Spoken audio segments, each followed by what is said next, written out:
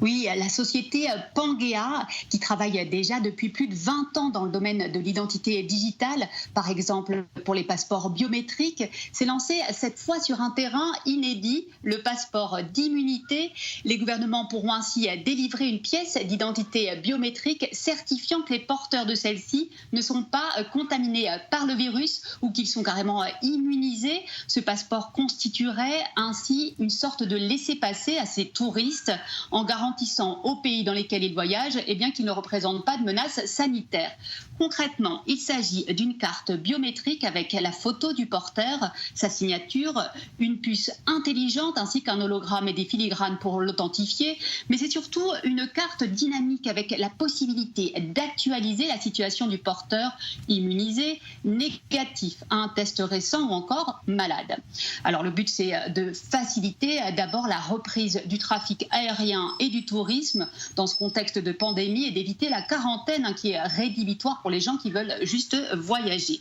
Mais à plus long terme, le passeport d'immunité pourrait permettre à certaines personnes de travailler dans les secteurs à risque, par exemple avec les personnes âgées, ou tout simplement de circuler librement pendant le confinement.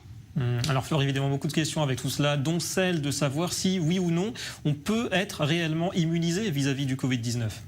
Oui, il y a déjà des pays qui ont décidé, comme l'Estonie ou le Chili, qu'ils allaient mettre en place des passeports d'immunité alors qu'il n'y a aucune base scientifique solide pour dire que quelqu'un est immunisé au Covid-19, qui n'a aucune chance d'attraper à nouveau le virus ou bien de le transmettre.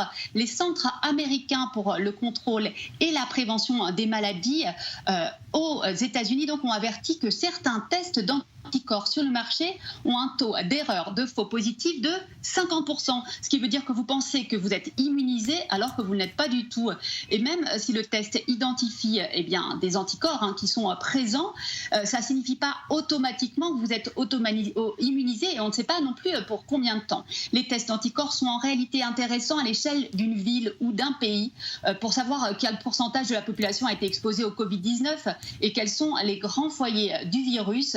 Israël, depuis 10 jours, a lancé une grande enquête épidémiologique. Des dizaines de milliers de personnes sont testées comme ça au hasard. Par exemple, si vous êtes assuré chez Maccabi et que vous avez un examen sanguin autre à passer, on vous propose de tester si vous avez des anticorps et de vérifier donc si vous avez été exposé à la maladie. Mais attention, comme je vous le disais, le résultat n'indique pas que vous êtes immunisé à la maladie, mais bien que vous y avez été exposé.